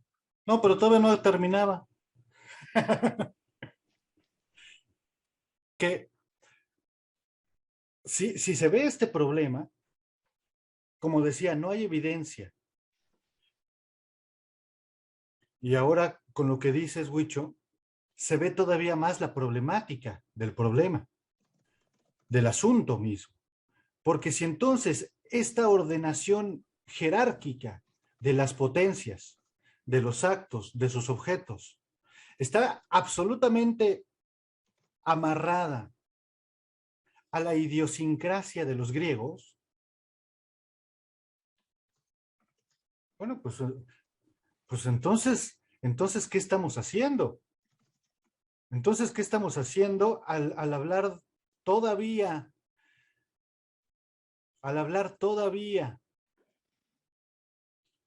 de que los objetos de la sensibilidad son pobres y los objetos del intelecto son ricos? Pues estamos preservando la idiosincrasia griega, todavía. Y como decías bien, esto pasa acríticamente a los medievales, y en los medievales pues se vuelve todavía peor porque los objetos, la sensibilidad, los actos de la sensibilidad y los objetos de la sensibilidad ya no solamente guardan error, sino que además hasta son pecaminosos, que es todavía más grave. Rodrigo, sí, adelante. me parece muy interesante lo que dice la referencia que hace Huicho, porque también la propia Arendt reconoce que estas tres formas de vida que efectivamente un ciudadano libremente puede elegir, la estética, la política y la contemplativa, tienen en común el interés por lo bello. Por lo bello. ¿Qué quiere? Es decir, por el disfrute de los goces, por el goce sensible, pero también por la heroicidad, la contemplación, el relato de las grandes hazañas políticas y, y lo bello por la contemplación de las ideas, ¿no? Entonces, evidentemente tiene una fuerte connotación de sensibilidad, ¿no? Por las tres. No hay Sí, una sí, sí. jerarquía, pues. Claro, claro, pero justamente esa idea de lo estético, igualmente griega, bueno, pues tiene rasgos, características muy específicas, ¿no? El orden, la estructura, el equilibrio, la armonía, etcétera. Y todo esto dicen, y esto es, lo bello es porque tiene que asemejarse a la naturaleza, es decir, la naturaleza misma guarda estas mismas características. El orden, la estructura, la armonía, el equilibrio, la proporción, bla, bla, bla, ¿no? Entonces se parte efectivamente de una visión de mundo. Y es esa visión de mundo lo que ya determina después toda su concepción del alma, de los actos del alma y de los objetos del alma. Y como decía, y esto pasa a los medievales acríticamente y ni tan acrítica, porque los medievales ya con el recurso de Dios dicen, pues vamos a mantener este esquema, pues obviamente porque hasta arriba está Dios. Y si efectivamente nosotros somos hijos de Dios, bueno, pues es gracias a que nos dio intelecto y etcétera, etcétera, etcétera, ¿no? Y luego en la modernidad, bueno, pues díganme ustedes si no se conserva exactamente el mismo esquema. Los filósofos modernos conservan exactamente el mismo esquema. Oye, no, pues la sensibilidad está henchida de error, dice Descartes. Meditaciones metafísicas, capítulo 1. No podemos confiar en la sensibilidad. Todo hay que resolverlo en el intelecto. Bueno, pues gracias Descartes, ya me lo habían anunciado hace 3 días. Ya me lo habían dicho. Sí, sí, porque esto viene diciéndose por 2000 años. Y todo se tiene que resolver a través de la duda metódica, que es encontrar un lugar seguro para el conocimiento, y es el ego cogito. El intelecto. No, pues gracias, sí, sí, sí, sí, sí, ya me la sabía. El punto justo es ese. La propuesta es, pongamos en crisis ese orden de las potencias, de los actos, de los objetos, y veámoslo no jerárquicamente, sino sistemáticamente. Sistemáticamente. Si vemos entonces a las potencias, sus actos, sus objetos sistemáticamente, Huicho, los conceptos no se sostienen sobre sí mismos. Y entonces hay que decirles a los que hacen teoría del lenguaje, oigan, pues ustedes, a ver, ustedes dicen que los conceptos o las palabras son autorreferenciales porque no tocan a la realidad. Pero entonces están haciendo una división del mundo entre el lenguaje y lo real. Es decir, están otra vez, están conservando exactamente ese mismo esquema. Exactamente ese mismo esquema. Entonces, ¿dónde está la novedad? Es que no hay novedad. Lo que hay es conservación. Y entonces, claro, cuando nosotros llegamos por último a los conceptos, pues obviamente tenemos que decir, bueno, pues sí, los conceptos desde el punto de vista aristotélico, que es el que se ha mantenido hasta ahora, pues los conceptos son nada más que ese conjunto de características comunes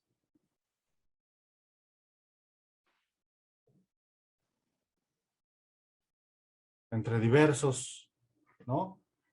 Diversos individuos y llegamos nada más a las puras características comunes.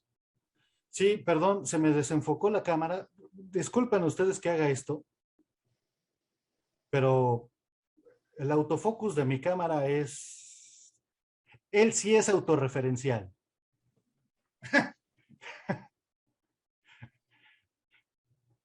Entonces, ¿cuál es la crítica final? Vamos a tratar a los conceptos no como productos autorreferenciales del logos o del intelecto, sino vamos a tratar a los conceptos precisamente como siendo impelidos por. Los conceptos están impelidos por. ¿Por qué cosa? Pues por lo real.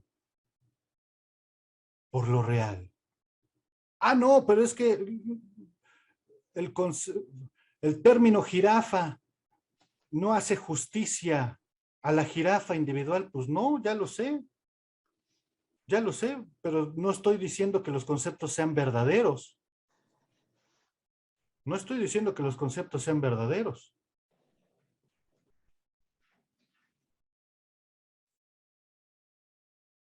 Lo único que digo es que es nuestra forma de aprender las cosas. Pero en todo caso, si es que el concepto tiene algún contenido y ese contenido señala a una jirafita, pues es precisamente porque la jirafa ha impelido el contenido del concepto. Porque si yo hago un concepto de jirafa y le doy el contenido de poder nadar en el mar, pues es claramente un disparate, ¿no? Entonces allí está la posibilidad de los conceptos de que dejen de ser autorreferenciales. Bien, Fer, gracias por lo que has agregado a la primera parte de tu exposición. Se ve ahí interesante y muy marcado una lucha con Hegel, ¿eh? Porque para Hegel, Sí. precisamente, el concepto es el lugar de la verdad. Si no hay concepto, no hay verdad. Claro. Si no se llega al concepto, aquí de la mano de Zubiri, lo que vas planteando, ya desde la primera sesión, ¿no? Se ve esta lucha que implícitamente y otras veces tantas más explícitas, pero ahí estás discutiendo con el escritor de la fenomenología del espíritu. ¿No? Está Sí, claro. Con Hegel y con la derecha mexicana. Bien. Per, una cuestión en lo que estabas comentando. Hace unos momentos dijiste algo muy interesante en torno a que la función de logos es esbozar. La función de logos es esbozar. Sí. Pero ocurre que pues no siempre se cumple, no siempre hay un cumplimiento entre lo esbozado y lo real. Eso está altamente interesante. ¿Por qué? Bueno, porque hemos escuchado bastante gente dedicada a la investigación, donde cuando se les cuestiona que lo esbozado no se cumple con lo real, pues la respuesta que han dado es, pues hay de lo real, ¿no? Lo esbozado está adecuado, lo real es, o sea, mi esbozo está en la verdad, la realidad, ¿no? Entonces, ¿esto por qué lo menciono, Fer?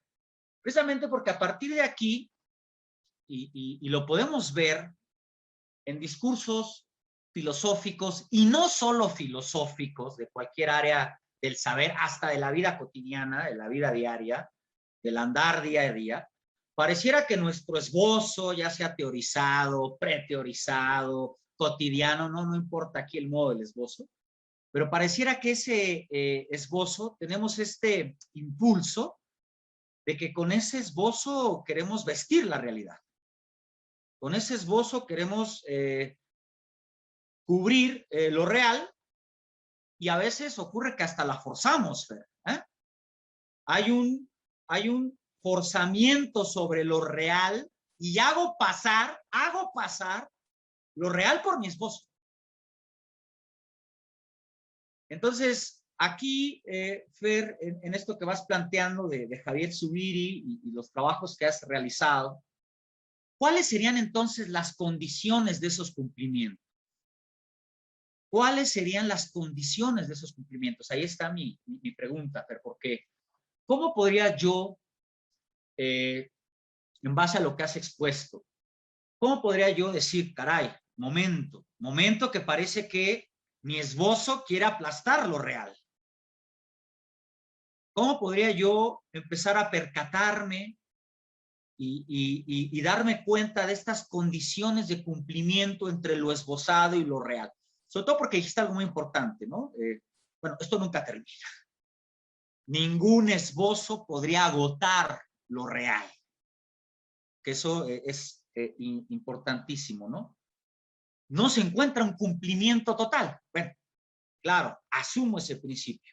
Ningún esbozo agota lo real, porque si no, no habría filosofía, no habría nada, ¿no? O sea, ya está dado, ya está cumplido, se acabó, apaga las luces y vámonos. Dicen ahí en el partido de fútbol, ¿no? Apaga las luces y vámonos. No es el caso. No podemos apagar las luces y tampoco podemos irnos, porque ningún esbozo ha cumplido en un registro total lo real. Pero ¿de qué manera, Fer, podemos evitar esos riesgos de someter la realidad a mi esbozo? Escuchamos, Fer. Sí, seguro. Comparto completamente contigo, Mario, porque muchas veces sí, se ha caído en ese exceso, ¿no? Entonces, a ver, ¿cómo tener de alguna u otra manera la posibilidad de vislumbre de un cumplimiento, ¿no? Y decía acá en la exposición, bueno, los conceptos, el carácter primero y primario de los conceptos es su poder combinatorio, decía.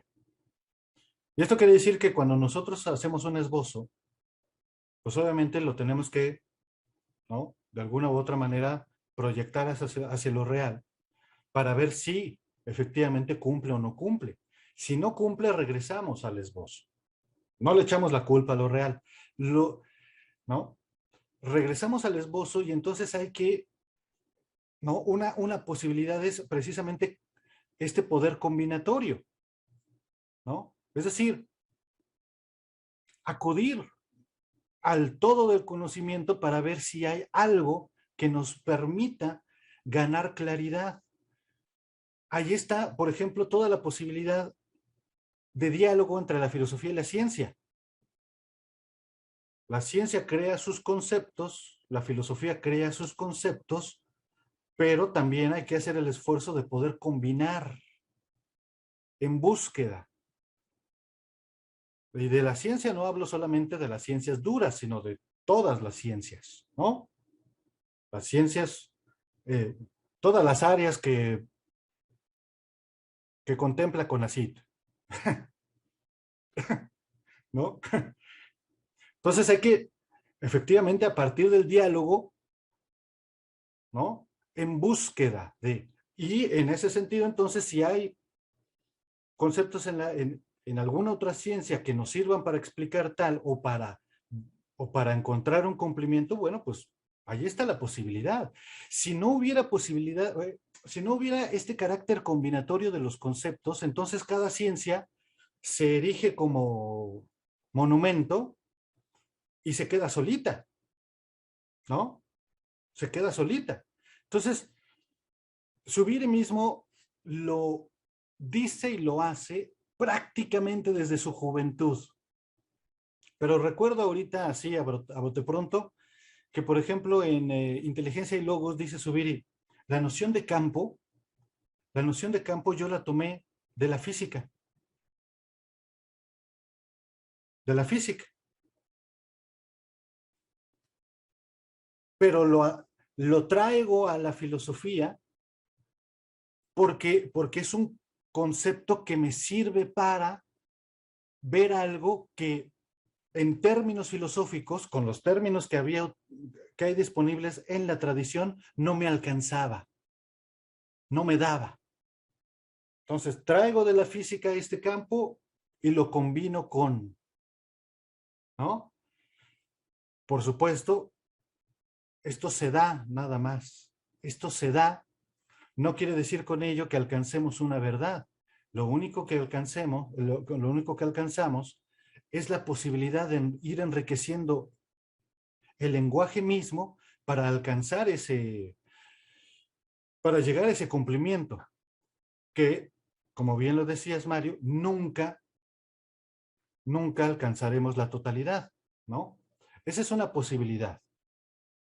Y ahí está, como decía, la posibilidad de esto que, pues hoy es muy reconocido por CONACYT también, la interdisciplina, ¿no? Pero tiene un sentido más allá del que establece CONACYT. Pero más allá de esto,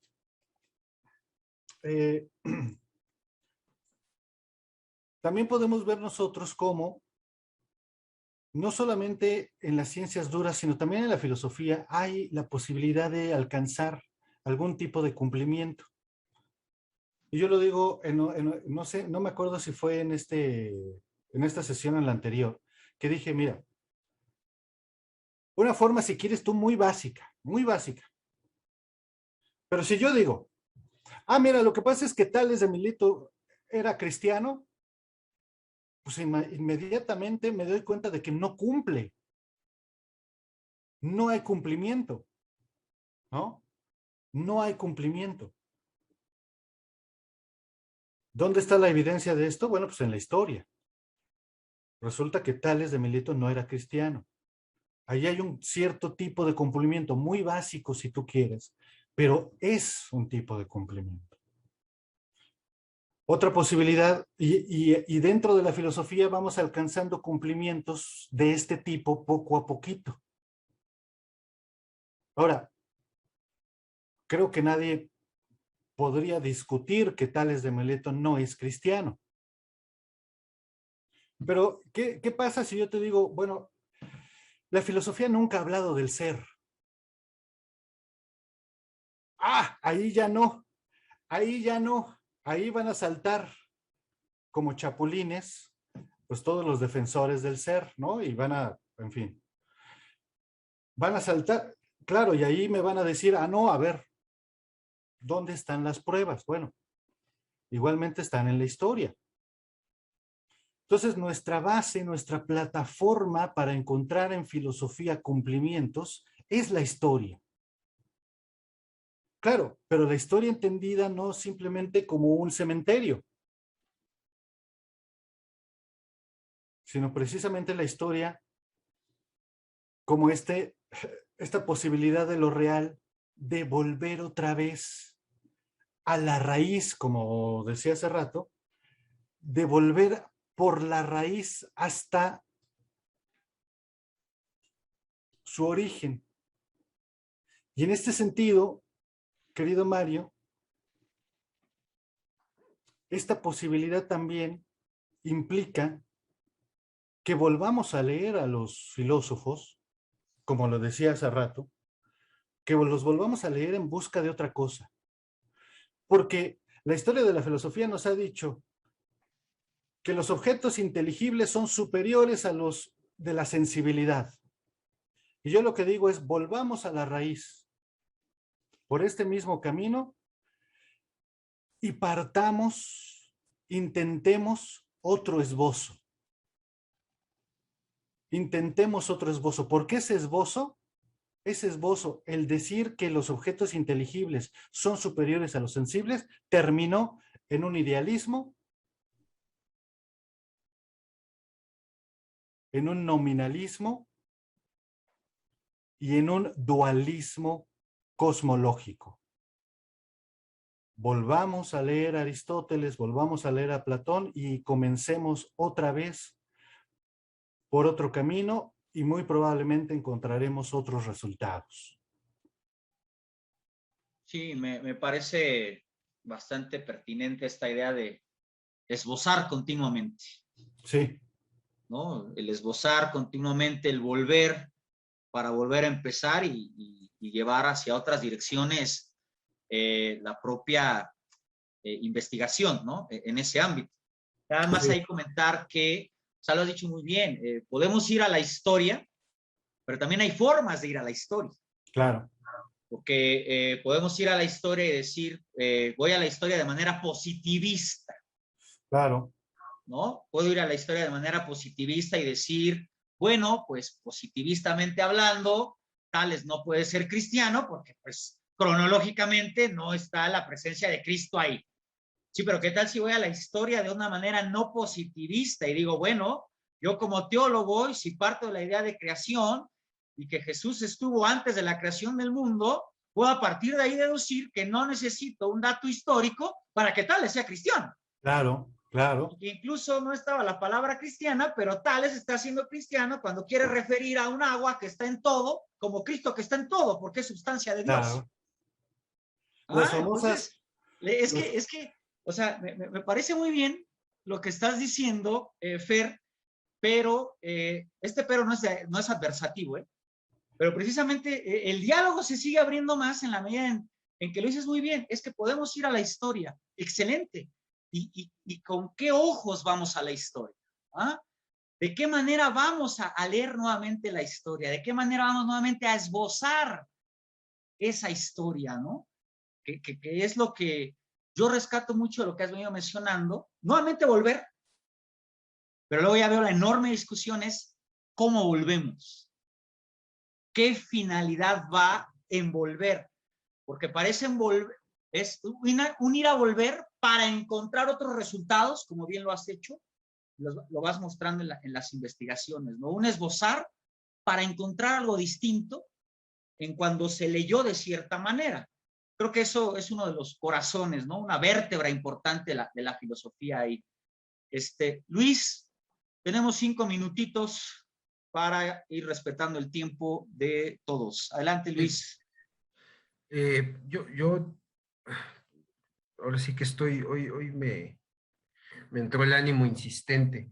Quizás no para que lo respondas ahorita, Fer, sino como una pregunta que quede ahí, en el sentido de cómo funciona no el sistema de impelencia, sino el sistema autorreferencial, porque me parece que hoy insististe mucho en el sistema de impelencia y la dependencia estructural, que no ontológica, del orden o del sistema de autorreferencia respecto del sistema de impelencia. Si no te malentendí, si estamos same channel, ¿no? Bueno, te leo un fragmentito que viene precisamente en el tomo 1 de la ontología y a ver si la próxima semana, porque es una teoría de sistemas para una teoría de categorías, a ver si en esta discusión puede entrar algo de lo que te planteo acá.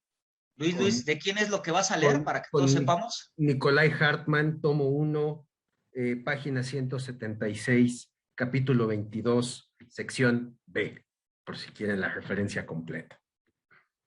Dice, una aclaración más la pide el concepto de ser en sí. No es en absoluto un concepto ontológico, ni se identifica, pues, en manera alguna con el de ente en cuanto ente. Procede plena y totalmente de consideraciones nociológicas. Está formado dentro de la dirección visual de la intentio oblicua. Es un concepto opuesto al de apariencia, fenómeno, objeto. Esta oposición se adhiere a él haciéndolo ambiguo, pues es una oposición pura y exclusivamente nociológica. Ontológicamente es torcida. Ser objeto, ser para mí, ser fenómeno, son también ser. y además, y en igual medida, ónticamente en sí. La relación entera a la que pertenecen, la relación de conocimiento, es una relación entre lo real, el sujeto real y el objeto real. Ella misma es una relación real. El que yo conozca algo será extrínseco al algo. A mí no es extrínseco. En mí es algo real. Y por consiguiente es también en sí algo real. Y puede ser muy esencial y de grávidas consecuencias dentro del orden real. Como que también tiene en el proceso de conocimiento su origen temporal. ¿Sí? Entonces, lo digo porque parece ser, ¿no?, que el sistema autorreferencial es irreal respecto del sistema de impelencia real. Parece. Pero si no me equivoco, por lo que dice acá el bueno de Nico y por lo que creo que también sostiene Zubiri, la cosa no es así. Es decir, el esbozo también tiene algo, o es algo relativo a lo real, ¿no? Y ya, ahí me callo. Fer, entonces para que, precisamente respetando los tiempos, estamos a 1 minuto de las 3, puedas arrancar con eso, la siguiente sesión. Recordemos que Nicolai Hartmann es una de las pasiones más intensas de Luis Fernando Mendoza, y sigue siendo, ¿no? Y sigue siendo, y seguirá siendo, por los siglos de los siglos, en el buen sentido del buen Fer. Recordarles, compañeros, de estas sesiones, de estos cursos breves, los esperamos el próximo viernes, 22 de octubre, también de 13 a 15 horas, para la tercera y última sesión en torno a Javier Zubiri. La tercera sesión lleva el título de Una teoría de sistemas para una teoría de las categorías. Una teoría de sistemas para una teoría de las categorías. Arrancando, por supuesto, con esto interesante que mostró Luis Fernando en torno a Nicolai Hartmann, Ontología, el tomo 1. Creo que son como 5 tomos de 5 tomos ahí del ámbito ontológico. Y continuamos con Javier Zubiri, próximo viernes 22, de 13 a 15 horas. Les agradecemos a todos, muchas gracias por su paciencia y sus tiempos, por dedicar tiempo a estar aquí con Sion y terminar con dolores de cabeza. Que estén muy bien, cuídense todos.